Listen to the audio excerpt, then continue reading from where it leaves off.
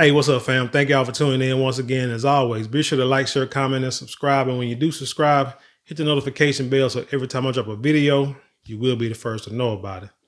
So a new poll has came out stating that a lot of low-income people will be going to the polls to vote for Kamala Harris this November. Now, I have been a strong proponent of not voting for the Democratic Party this year as a descendant of a freedman, because you have to finally realize that they have really given us nothing as a party. We've been voting strictly Democrats for the last, 60, 70 years. And the black situation, our financial situation as a whole, as a community, has not changed, has not gotten better over time. We talk about racial wealth gaps and all that kind of stuff, and there's nothing that the Democratic Party has done to help alleviate that. Now, they have done a lot to keep us in the same positions that we are as a group now, because as an individual, you have to make your own choices in order to prosper in this community, in this society. Because I mean, bottom line, America is a capitalistic society. It's about money. It's a business transaction. And if you're not part of that group, then you will be in the poverty line, and hence the Democratic Party becomes your saving grace. But I want to get into this article. We're going to read the article, but I want to get into telling people that you got to understand that politicians, no matter what side they're on, but we're going to stick with the Democrats now, they want your vote in order for them to make big moves so that they can make money. Now, unfortunately, like I said, the Democrats, they get your votes. They do a little bit. They promise a little bit. And you feel as a person who doesn't make a lot of money, who's at the poverty line, below the poverty line, low middle class, if that's still a thing, and they know they got your vote, and you're hoping that they're going to do something to at least not make it worse. So that's why I think emotion works so well with the Democratic Party, because when you don't have a lot, the only thing that you can really rely on is emotion. Just think about when people argue, they get emotional. When they don't have any facts or evidence or anything in the back of it, just emotion. Or when you want to change, oh hell, you can even talk about religion and changing, questioning what the preacher says and what the preacher does. And anybody who is a supporter of that preacher is going to come emotional because they have an emotional tie to that church or that Bible or their grandparents or their parents, what their parents taught them. They don't want to deviate from that, even though it could be what you're questioning or asking could be legit. Same thing with politics, man. Your parents and grandparents all been voting Democrat because they swerving down there, doing everything for the poor man, which a lot of times is a black man.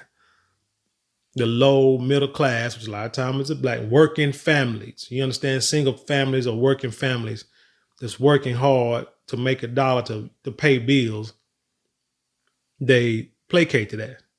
While on the other hand, you got Republicans who are like, hey, we know this is a capitalist society. We're not going to sugarcoat it. And hey, this is what we're going to do. You need to fall in line, be like us, or you get left behind and you can go over there and kick it with the Democrats. But with us in power, we're going to make sure we make money. We're going to keep the money flowing. We're trying to make more money. And we're trying to make a lot of money. And we don't care if you are, like I said, you rolling with us or you lagging behind. We're going to keep it going. While I said the Democrats go off emotion like, oh, woe is me. Nobody likes me. We got to keep these financial government programs, but yada, yada, yada. But anyway, let me go ahead and get to the story before I go on this long ass tangent.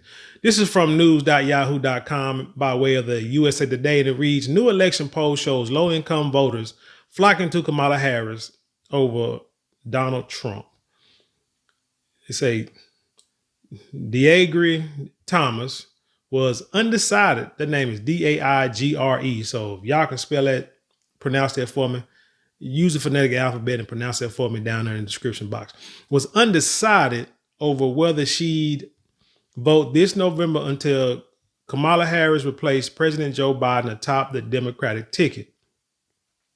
Now the newly energized Connecticut healthcare worker is ready to cast her ballot for the vice president, part of a major swing to Harris among Black, Hispanic, and low-income Americans, according to a new USA Today Suffolk University poll. Now understand this Sister Thomas.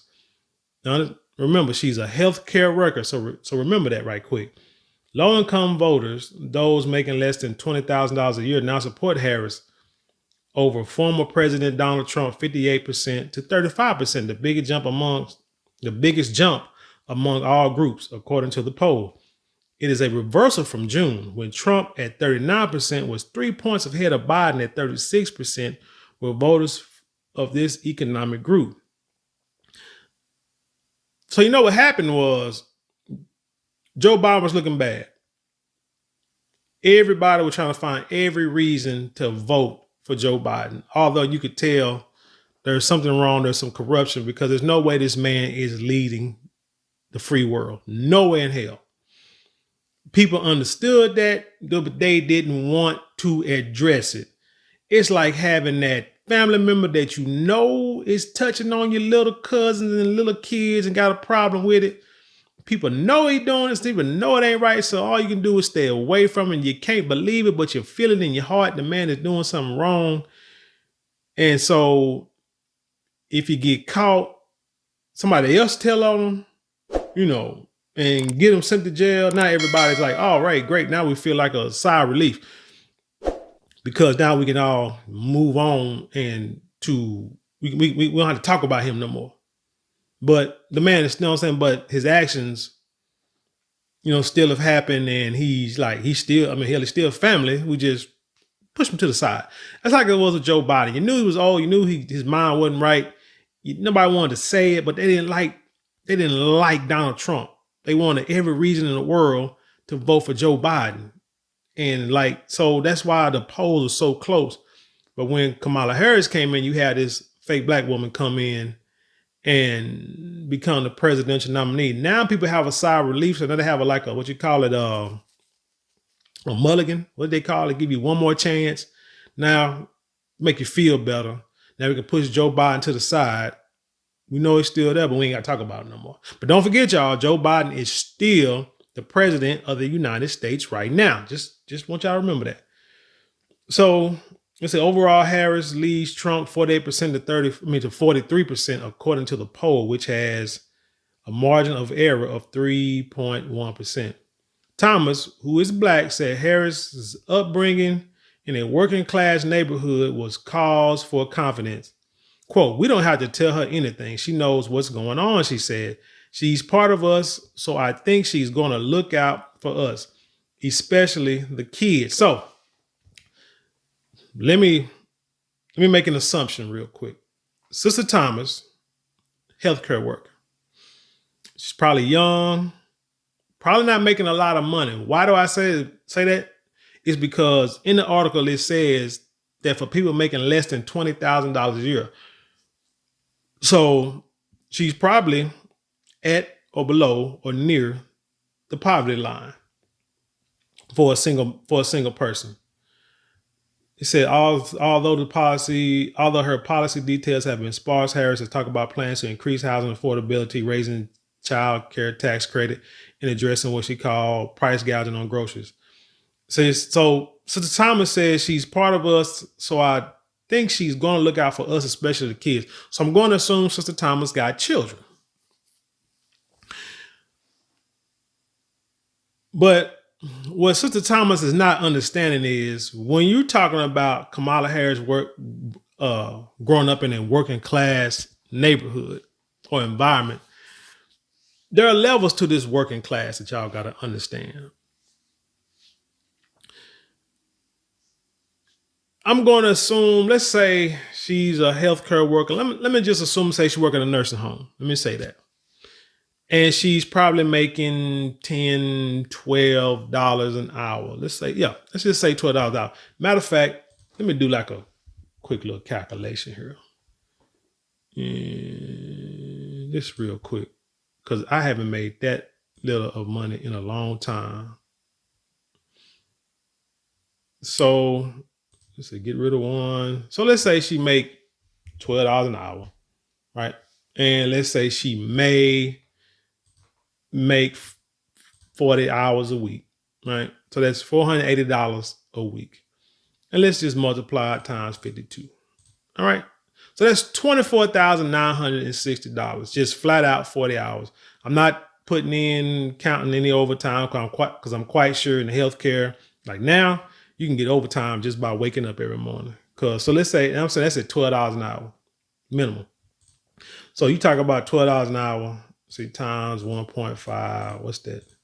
18. So let's say $18 an hour times, let's say you get 10 hours a week of overtime, I'm just assuming, times 52 weeks. That's $9,360. And you add that $24,960. That's $34,000 she can make. As if she's working overtime. I'm just assuming, $34,000 that she's making. With that amount of money, she's at a tax bracket. Let me see. Hold on. Let me see. She's being taxed 12%. Just federally. Now, living in Texas, we don't pay income tax. We just pay federal tax. So let's say minus 12% in the state of Texas. Come on, calculator. Uh-oh, I lost it. Which equals. So that leaves her with $30,000 to play with, for the year. And then let's say we divide that by 12. So that leaves her with like $2,500 to play with, per. But wait a minute. Now, if you got children, let's see. If you make it, let's say you got an apartment, average apartment, let's say it's 17. So I'm gonna say $1,500. So that leaves you like $1,000 a month, which ain't bad. But I'm sure you got groceries, you got car payments, you got insurance, stuff like that. So that'll take it down a lot. So that'll take it down. But again, she's taxed at 30-something. She's taxed at 12%. So, like I said, I'm going to assume that at 17, like I say, $1,500 to $1,700 a month, you're not living in a upscale apartment. You can't, because most of these places want you to make 3 times the amount of rent to move in there. So if you're paying 17, let's go on back to the calculator, but we're doing some real time math here today. So let's say your apartment is $1,700. Okay, right? There we go. $1,700 a month. They want you to make 3 times the rent per month. That is $5,100 per month. That would take her 2 months to make that amount of money. So she wouldn't get that apartment. So where would she live? It would be low income, in the hood, in the projects, if you will, in the ghettos. She's not going to get in, and even these $1,700 apartments, they're not like lavish apartments either. They're in the hood too. So I can understand, like I said, why you go, and I'm going to once I read more, you'll see where I'm going, where I'm getting there. But there's a difference in working class. Now, just say she work at a nursing home. I work at a nursing home part-time sometimes. Like I said, I know I tell out of my business. Eventually, pretty soon, you'll better put all the puzzles together.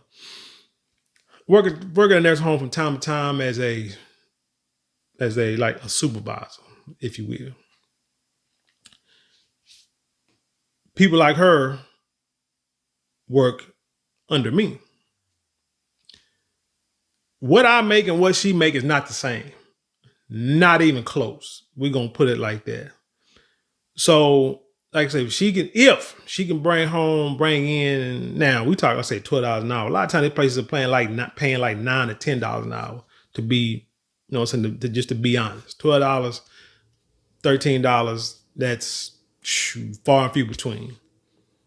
So I'm saying if she's making like $36,000 a year with overtime, I can make triple or quadruple that working them same hours. Not the same. We're still both working class, right? We're still both working every day, working, punching the clock, living check to check, however you want to put it. We're still doing the same, but yet my working class and your working class is different. So Kamala Harris's working class of growing up is different because her parents got degrees from UC Berkeley. Her father was a professor. Her mother got like a degree in that dog, like she was doing cancer research. So she wasn't in poverty.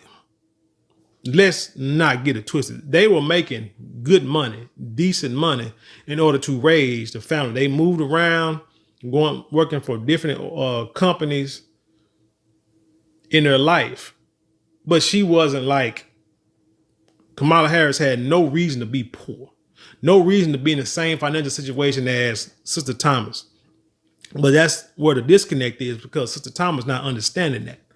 See, those who make that kind of money know that they live comfortably, and they're not really thinking about poor folks. Me, myself, I ain't trying to move back to Canterbury Village. Was the first apartments I had. If you live in Dallas, you know exactly what I'm talking about over there off of Chaucer Place. When back in the day, it was like Canterbury Village and Chaucer Village, and it was like one more set of apartments over there, and that was it. But now it's like a whole bunch of apartments, and it's like a red zone for crime. Look up the Dallas statistics.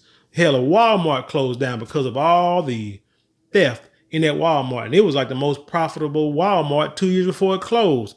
And then it shut down. And then like they found a damn dead body in the car like days or weeks later, like had been sitting there for a couple of weeks. Like, what the hell? But anyway, it's a difference. And that's the disconnect. She's not understanding. Kamala Harris, my point is Kamala Harris does not understand you like that. And now she showed her to understand you because this woman is worth millions, got investments, and making millions as we speak. Every day she wake up, she's making money like that. Flying, hell, she's running for president. And her husband had that money before she even got married to him. So she ain't thinking about you, young lady. She ain't feeling nothing about growing up like you did. Never have, never will. It said, yeah, although her Sparks account said that. The polls overall findings reflect an 8-point turnaround in the race from late June when Trump led Biden. Throughout the year, Biden trailed Trump by anywhere from a half of a percentage point to almost 4 points. Harris's slight lead is fueled by demographic groups, including Black and Hispanic voters. Because people think she's Black, but she's not. I just want y'all to know that. Aside from low-income voters, Harris is also popular among moderate-income voters, those who make less than $50,000. With this group, Harris leads Trump by 3 points, 47% to 44%, according to the poll. That's what I'm saying. It's the Democrats placate to those who's not making a whole lot of money. When you start making more money, you start to become more financially savvy. You should become more savvy about where your money is going.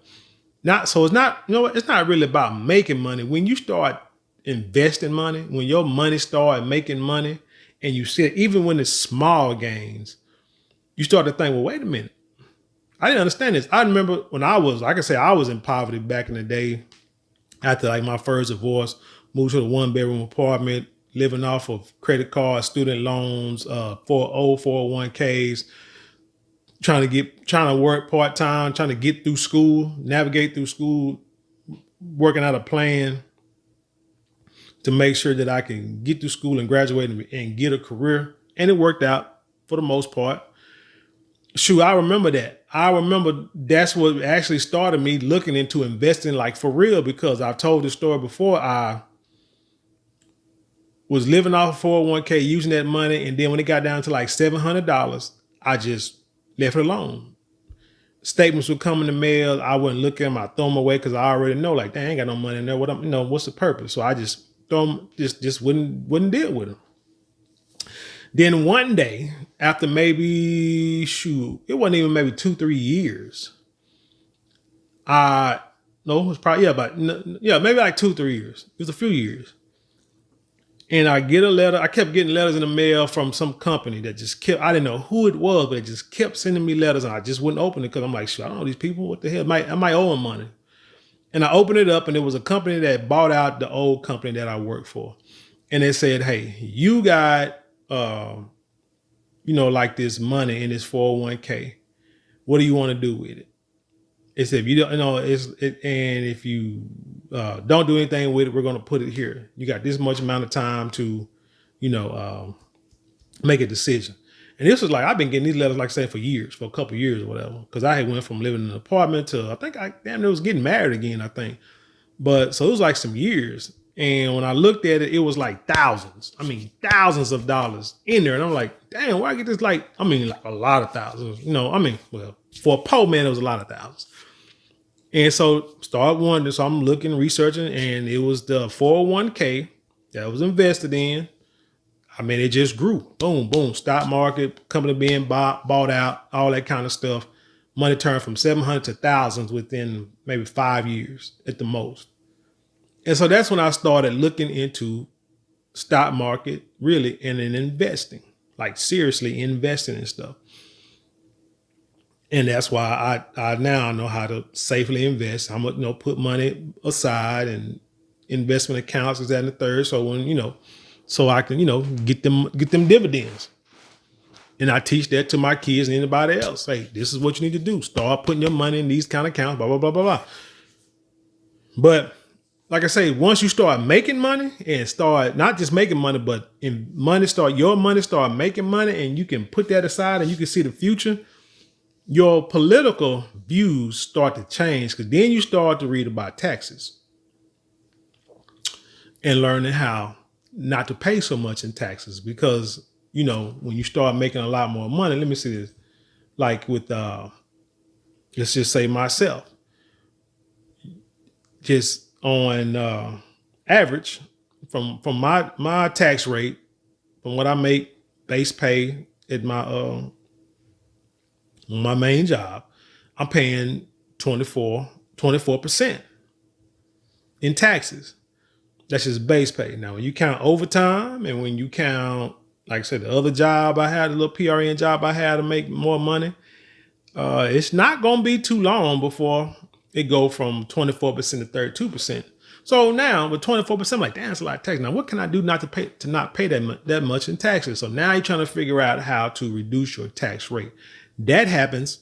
And what do? You start looking at the Republican side of the polls, because you realize that they don't pay taxes. Donald Trump told you that when Hillary tried to call him out at that presidential debate years ago, which is probably one of the reasons why he won, because when she tried to tell him to change the tax laws or show his income taxes, or he ain't paying his taxes or whatever, and he was like saying, you know what, I'll change the laws, but you know what, you don't want me to change the laws, because you and your friends benefit from the tax laws that are out now. So stop playing games. And you and your friends don't pay no taxes. So why in the heck you think they're going to vote for me? They're going to vote to have them taxes changed. You just, you're talking, what they say, blowing smoke out your butt pretty much. And so you realize, oh man, them Republicans don't pay taxes. Well, let me look and see, how can I be a part of that? And then that's when all the problems arise with you and your family, because they mad at you because you don't want to vote for the Democrats, because all Democrats are doing is keeping you poor. But let's continue. It says, what I say, people who make less than $20,000 a year tend to be very young voters, those who are just starting out in the workplace or finishing their education, or older voters who are on a fixed income, said David Pelagios, director of the Suffolk University Political Research Center. Harris's favorability rating with this group leapt 16 points from 37% in June to 53% in August. The Democratic National Convention offered voters a chance to learn more about Harris and help raise Harris's profile. Paleo Logos said, since the polls was completed after the convention, and explains some of the gains in Harris's popularity, he said. For older people who may sit at home and watch TV, they were shaped by opinions of her through the eyes of Michelle Obama and Bill Clinton, he said. The Harris team's savvy use of social media has helped generate buzz among young voters. Paleo said also.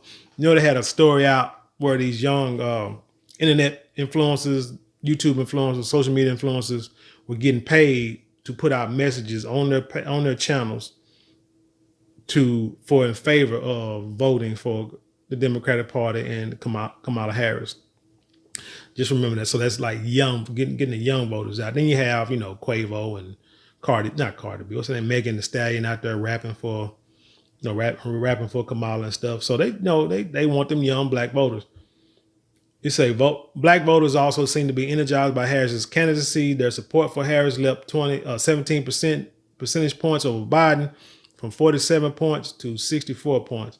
But the most significant rise came from among lower income voters.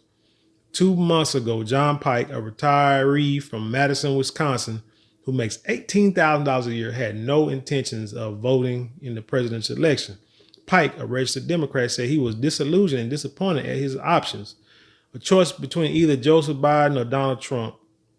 And I didn't feel either one of them were a very good choice. Kamala Harris seems to be a very intelligent woman. She's been a very able prosecutor, a very able district attorney, and a very good vice president, he said. And I think she will make a very good president. That's funny. Capone, just within the past year, said she was probably the worst vice president in American history. Now all of a sudden she's great and she's going to be a great president. It's all bullcorn. But let me go back to like Sister Thomas and go back to her way of thinking right quick. Because like I said, she is probably not making a lot of money. Working in healthcare, nurses aid, CNA, PCT, home health. She's not making a lot of money doing what she's doing. So she ain't worried about the taxes because her tax bracket, her tax bracket was like what, 10%? It said, yeah.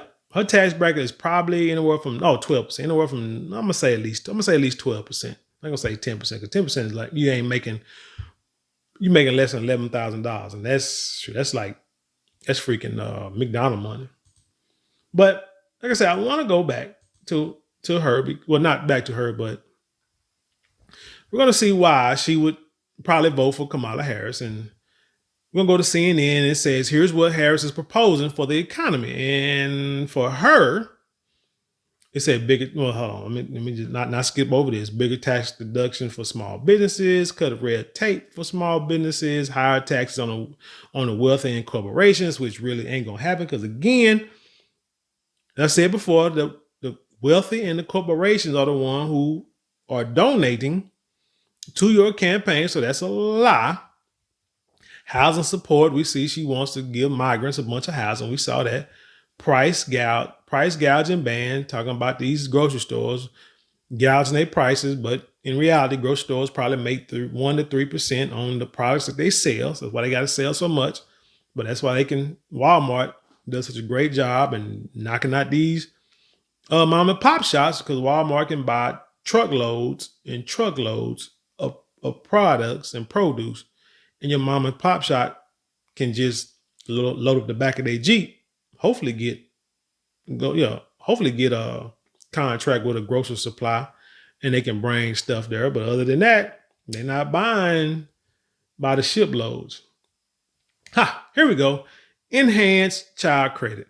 It said also included in the suite of proposals Harris unveiled in August was the restoration of the American Rescue Plan Act's popular expansion of the child tax credit to as much as $3,600, up from $2,000. She's calling for the beefed up credit, which was only in effect in 2021, to be made permanent. The share of the children in poverty fell by nearly half that year, thanks mainly to the temporary credit enhancement, according to the Census Bureau. The plan would also add a new child tax credit of up to $6,000 for middle class and lower income families with children in their first year. Beefing up a child tax credit would cost $1.1 trillion over a decade, while creating a credit for newborns would add another $100 billion to the price tag, according to the Center for Responsible Federal Budget. So when you're dealing with people who are dealing with the here and now, don't have a lot of money, every dime counts, you're not really concerned about the $1.1 trillion over a decade or the $100 billion is also going to be added. People like me worry about that.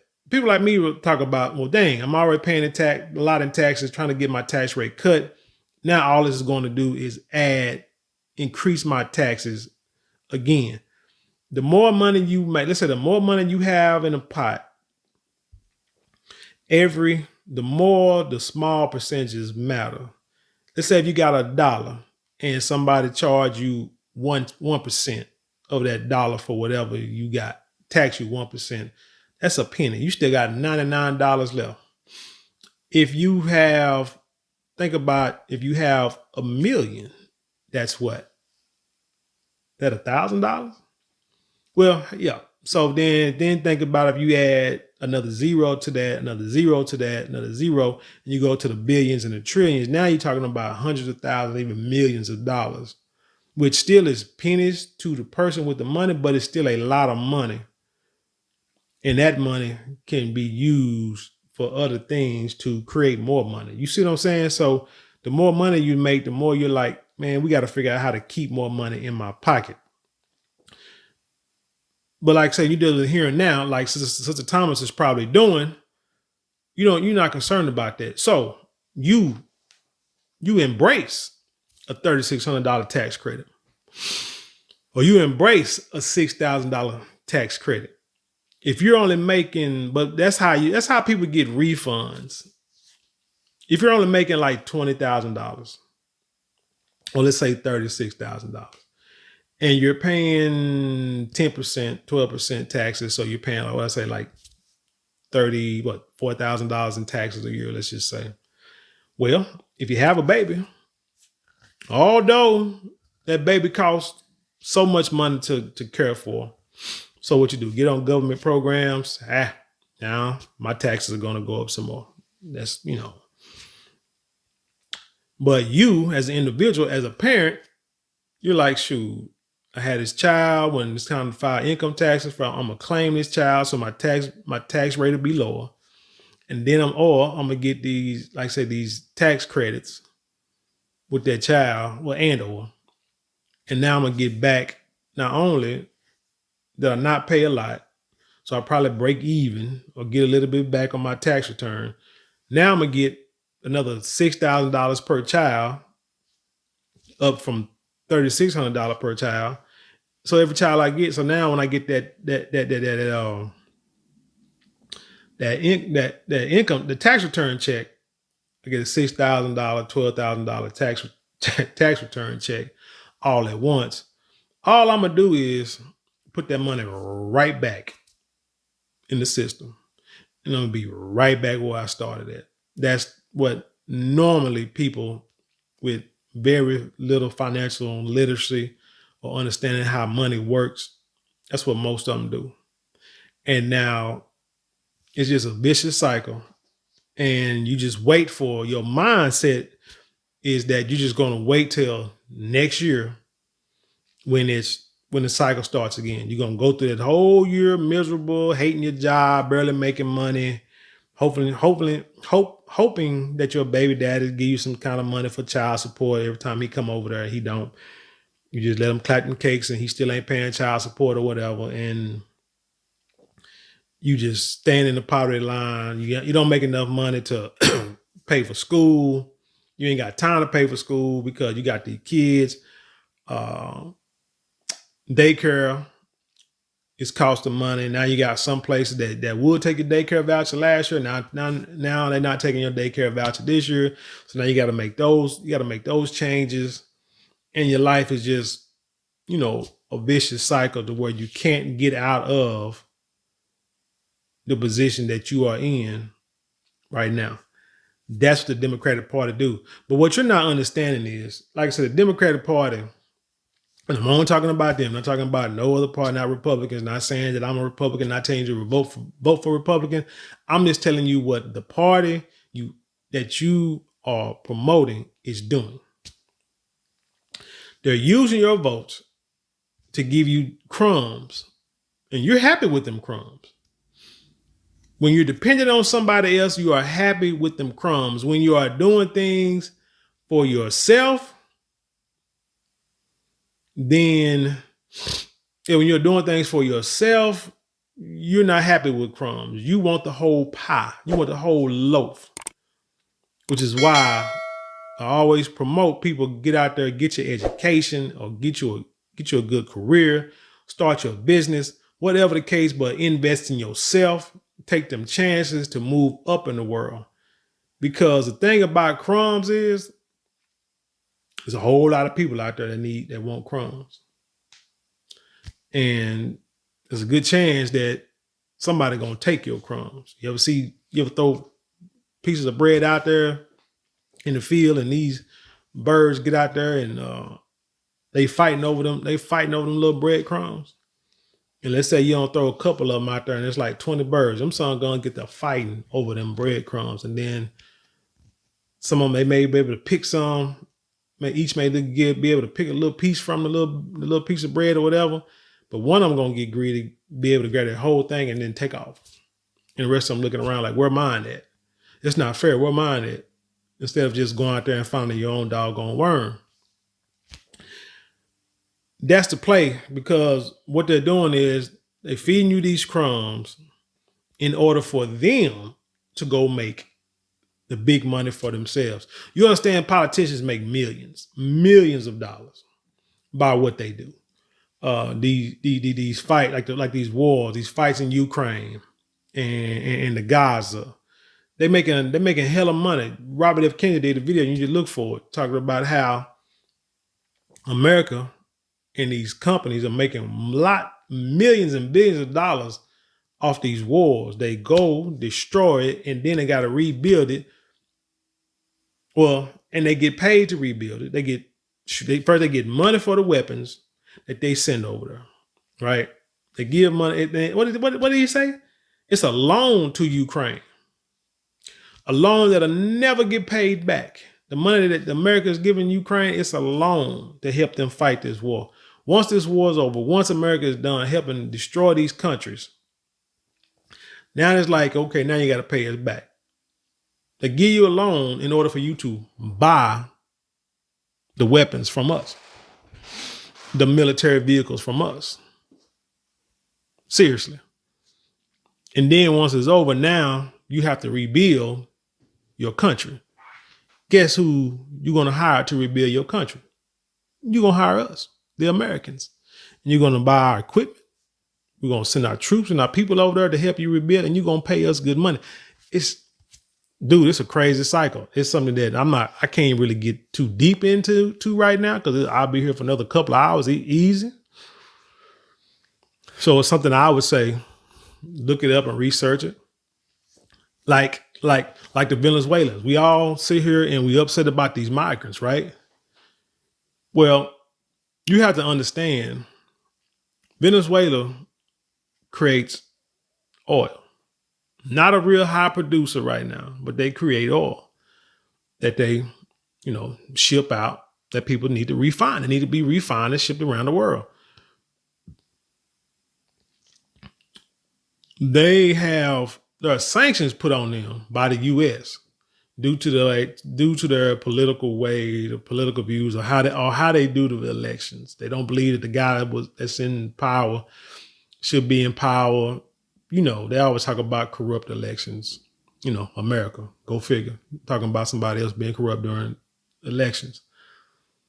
So they put like sanctions on Venezuela to where nobody in the world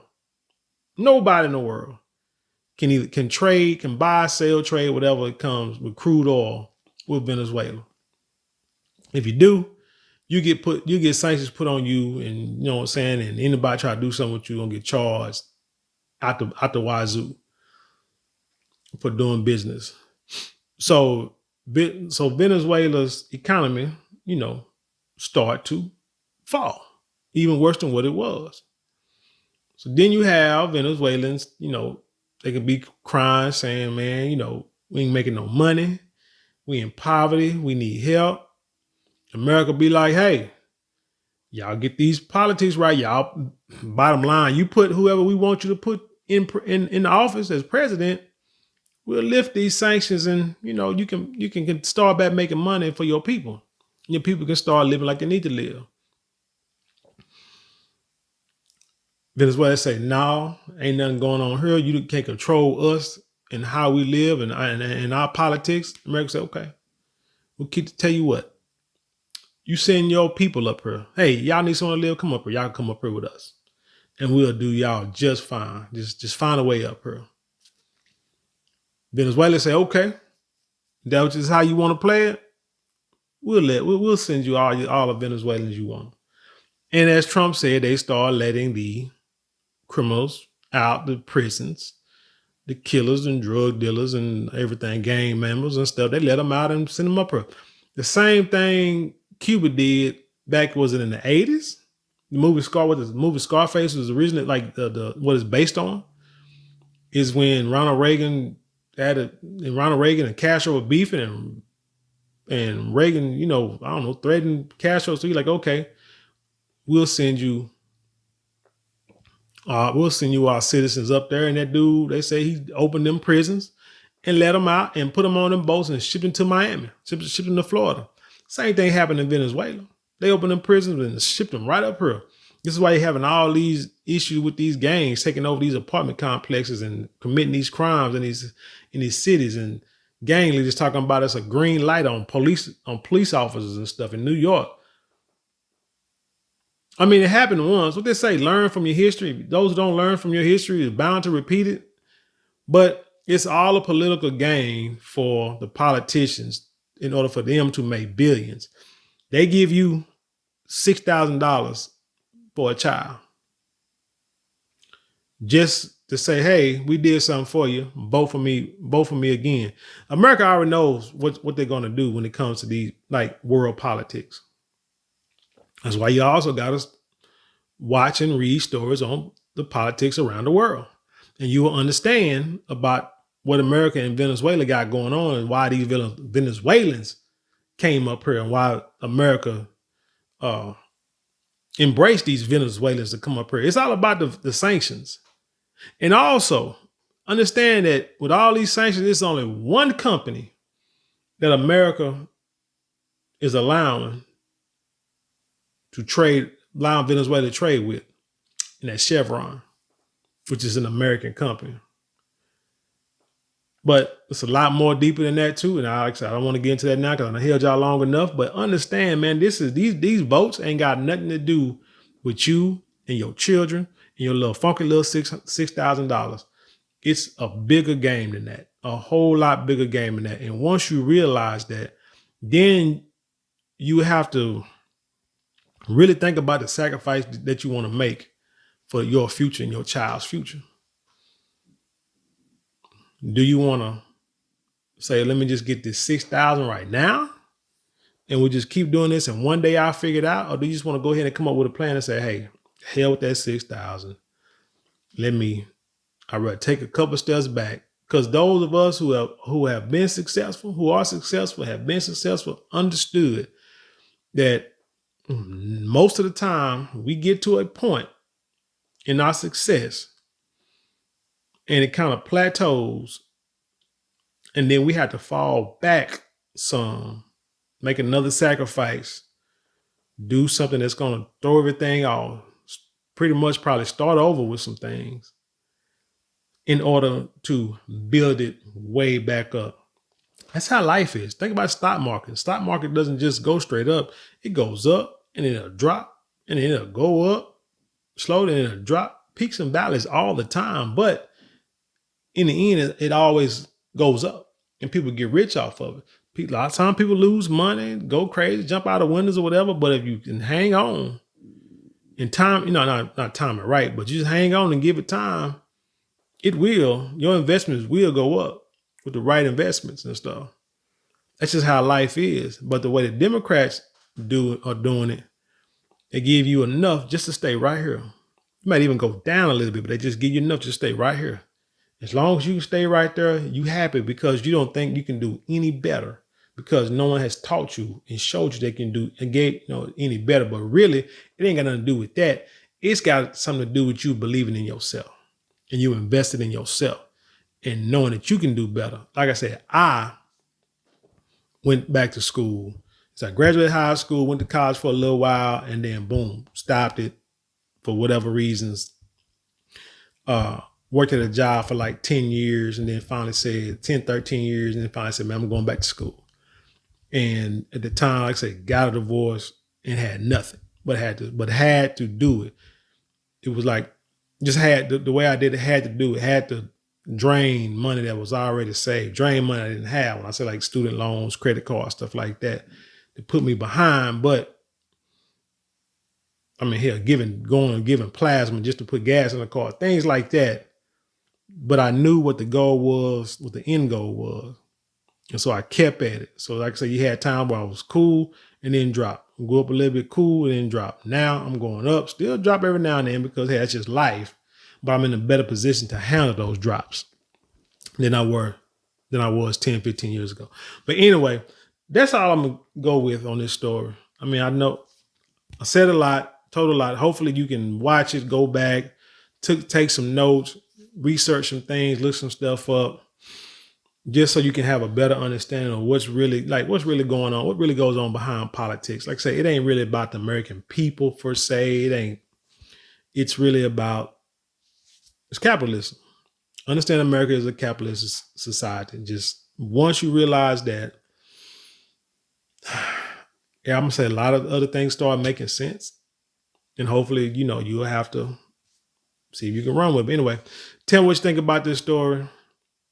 Leave your comments below. Let's share it with the world. Let's dialogue. You know how we do. Hey, I want to thank y'all for watching. I really appreciate it.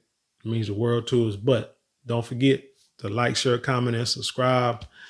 Those 4 ways of support cost you nothing but maybe a couple of minutes out your day, but it means the world to us here. Now, if you would like to support financially, you can always give super thanks, super chats, and go to the description box. There are links there you can click on that can have to where that you can help support us financially.